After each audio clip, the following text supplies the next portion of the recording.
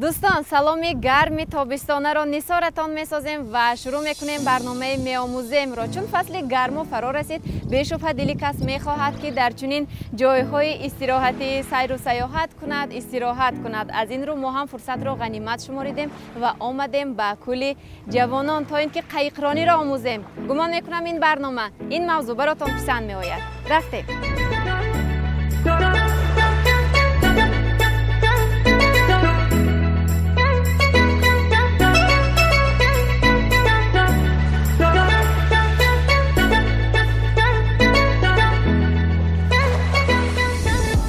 عزیز، حالا ما در یکی از تالار ورزشی مؤسسه دولتی مکتب جمهوریوی مهارت عالی ورزشی آید به رشته‌های عملی قرار داریم نزد نور محمد طاهر که مربی همینجاستند و به واسطه قایقرانی را می‌آموزانند به نسل نورس.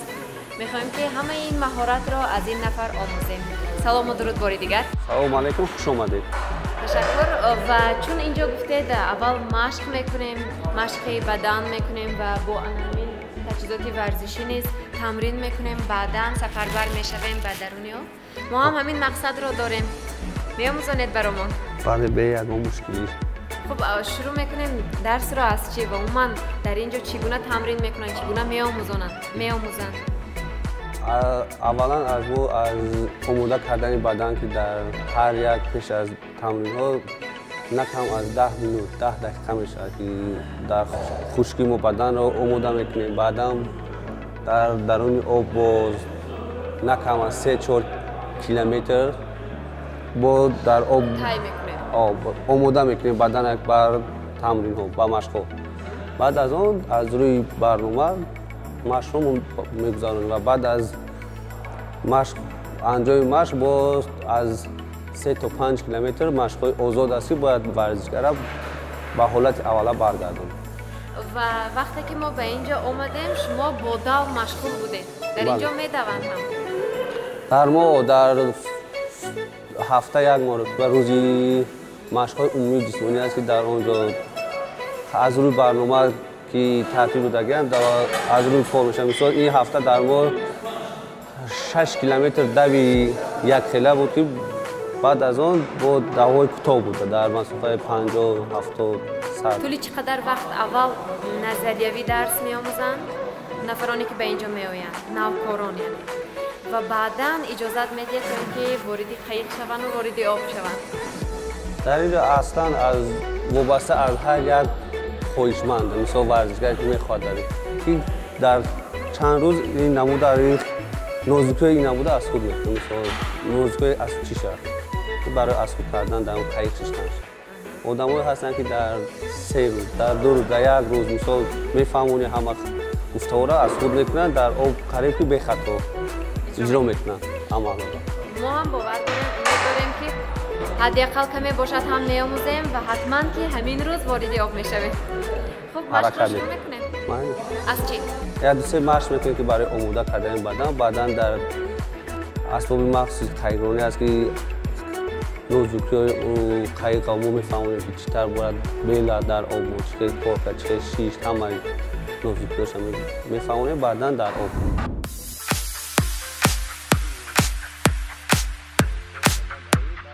یعنی این همان مشق‌هایی که نگران‌دست است برای قایقرانی. بله.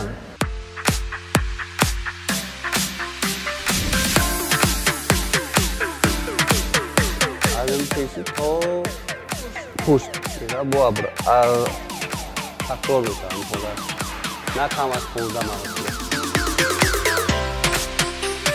و تصور بکنید دوستان عزیز که انا همین اسباب قایق است و حالا به ما میفهمونن میآموزونن که چگونه میشینیم به قایق و چگونه در قایق کار میکنیم. ورزشگر که یک روز که در با این نمود وارد نشه باید از داشتنی بیل همین قایقرانی میباشد که باید دست ها برابر میکپیم که در تحت کنج 90 گراد این خیلی نباشد، شادی بد نباشد، همین راست باشد. بیل زدن، کشیدن، بعد برآوردن 3 در 3 قسم میشه برای تست اصول کردن. می‌بینید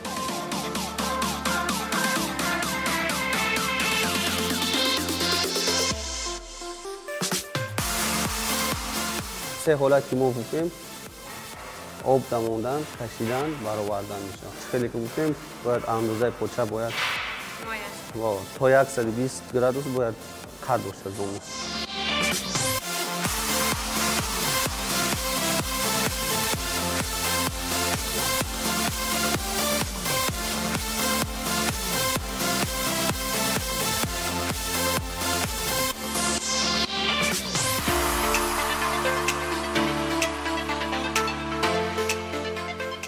این دست اینجا میشه برای فهمیدن کورپوس بدن تا اخورت میمونیم.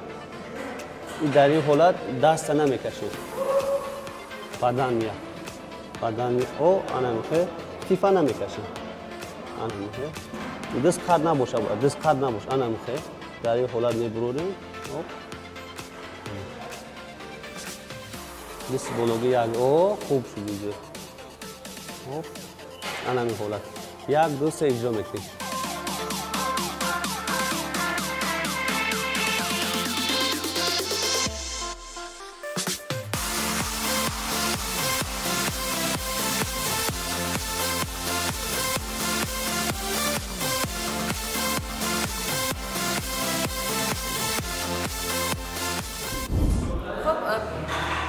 قبل از آنه که به نزد آب میرویم بیاید کمی درباره اون تمرین هایی که خودتان در اینجا اجرا میکنید و اون مسابقه هایی که امروز شرکت می‌کنید کمی گفته میگذشتید.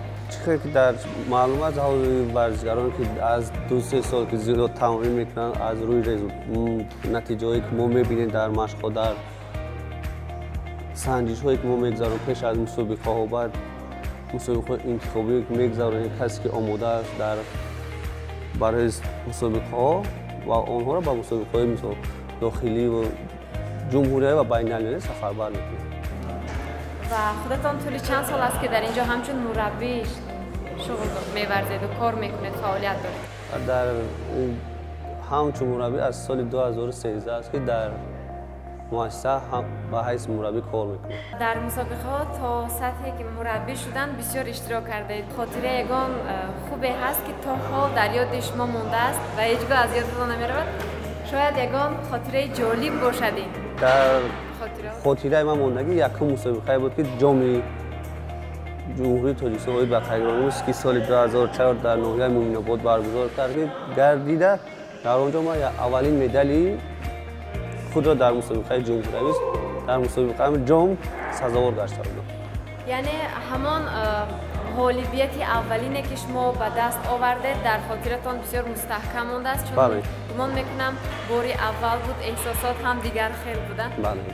تشکر. اکنون میرویم نزد آب. رفتیم به لب آب میرویم دوستان عزیز. رفتیم.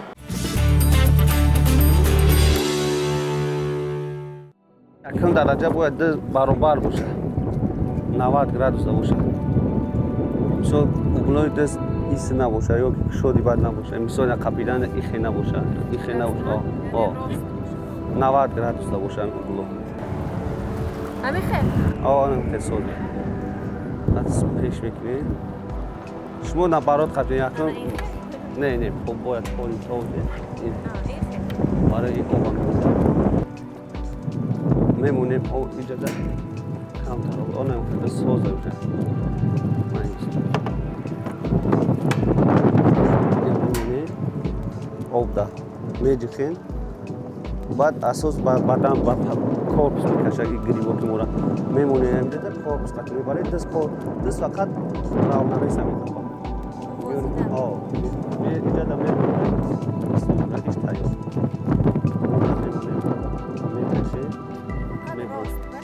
انا که باید گریبا که اهمیتشون میاد آب دمه درویا میاد ایجاده انا ایجاده وجه باید شما سنی بار برونی بار برونی کیست کم تا آب سیگاری آب دا سوزه خط می سرا سکن که ایجا بولوی بعد نشامی روسته بشه سکولوگان هم مارا دلتیلا میکنو ایجاده سنی بار برونی شو نماز او دمه شما حرکت کنه که دست بلوی بلند بعد نباشه.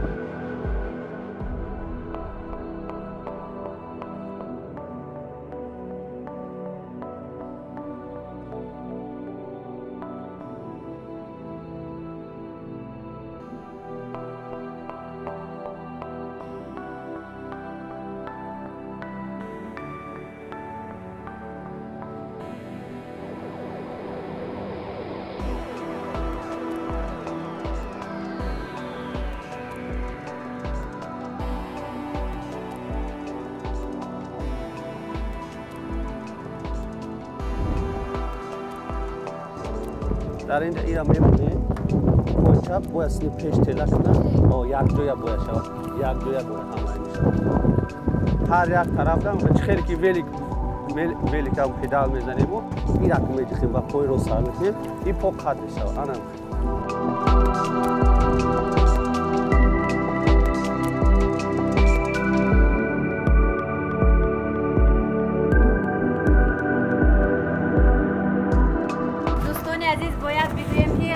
همه آن قاعده هایی که از جانب مربی اینجا نور محمد هایی و ما گفته شد آموزانیده شد ما این همه را باید در عمل اجرا کنیم و همچنین خیلی میبینید حالا کمی موج هست که این البته به آسانی کاری ما خلال وارد میکند ولی ما به هر صورت کوشش خواهیم کرد. یکم ژیلیت کنیم یعنی این برای بی‌خطری؟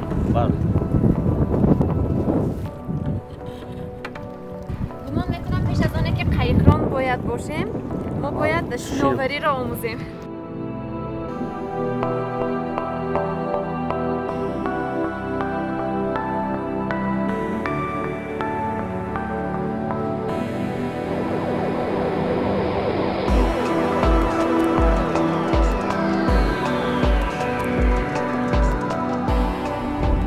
کمی معلومات دهید که این چی نمود قایق هست؟ این قایق دو نفره باید بایدار کنی. برای دو نفره این تخت است. بله برای یادگیری چی این خوب. یعنی آموزشی هستن؟ نه آموزشی نه در مسابقه آدم هستن در این برنامه دیدن. یعنی دو نفره برنامه دیدن. و اصلا دو نفره برای چیه؟ این گونه هم هست مثلا؟ در ما هست یک نفره، دو نفره، 4 نفره که در چمپیونات جهان در چمپیونات روز در بازی المپیک در این نمودها برنامه دیدن. و جای هم گرفتن، موفق هم شدن. بیشتر از کدام نمودش؟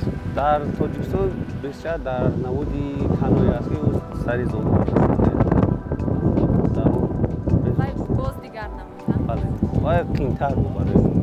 و حالا باور دارید که من به شما کمک خواهم کرد. می‌آموزم همه قاعده هایی که در بالا گفتید. میتوانم. بازی بعد یک چیز دیگر شما در میگه که مثال در آب شیشته میشینیم گفتن همیشه برای احتیاط اگر که چپه شده یکم لودکه را راست میکنیم و نوگی لودکه را میتپیم. وقتی که چپه شدن و آب غرق شدن باید که پیش لودکه را نوگی لودکه را میقپیم با یک دست دیگر قایق رو با یک دست قایق با یک دست دیگر شینو کرده میه. خیلی گمان میکنم که چپه نمیشه.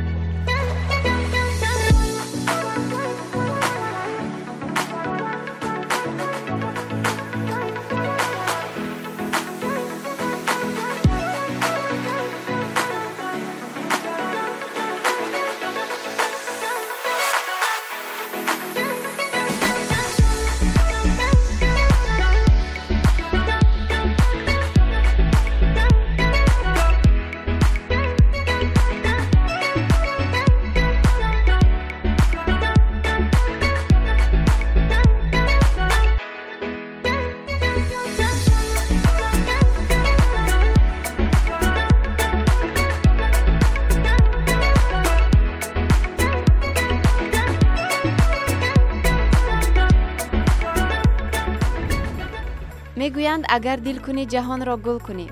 ببینید دوستان عزیز نوبسته از آنه که هوا کمی نامساعد بود موج زیادتر بود شمال بود و بار اول به آب داخل شدن نه آنقدر مساعد ولی ما توانستیم که بدون غرق شوی قایق رانی کنیم البته با کمک نور محمد طاهر. اینچنین ذوق و شوق اطرافیان نیز به ما الهام بخشید.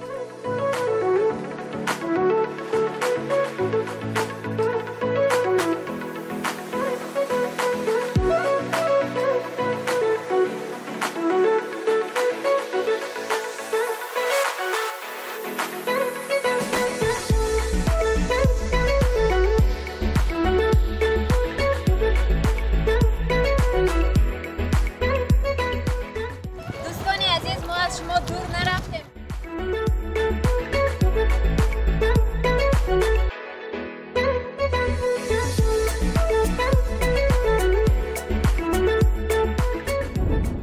عین زمان که شما در این قایق های کردن شیشته این قریب که بگیم در بار یکم خطاگی نیست برای هر یک شخص این کار را اجرا کرده نمیتونن از حسابی ترس از حسابی وهم که میبینن این آب گفته و چی این خوب بود است نه که این خیلی مثلا خطایی که ما در شما دیدیم فقط دوست با گفتن دوست میمونه شما فقط دوست کار کرده در اینجا از حسابی ترس بتی شما مثلا گفتیم یعنی بدن فقط دست کار کرد اگر اینجا مثلا مشقا که زیادتر شد و همه این کمبودی که در شما دیده میشه زینه با زینه اصلاح میکردی همه این خب در تجربه مثلا اینجا میبینیم بیشتر نورسان هستن کودکان هستن و عموما زنها نیز توجه دارن به این نمودی ورزش میآیند در ما هست این زمان 5-6 بانوی هستن که تمرین میکنن و با نزدیکی یکی از اونها با جمهوری ازبکستان با مسابقه بین المللی سفر کرده می شود